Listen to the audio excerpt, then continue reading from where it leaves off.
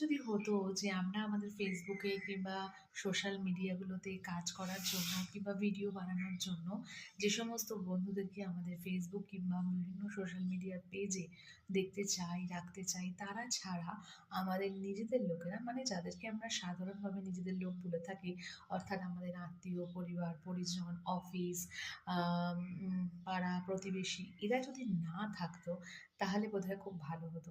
কেন জানেন?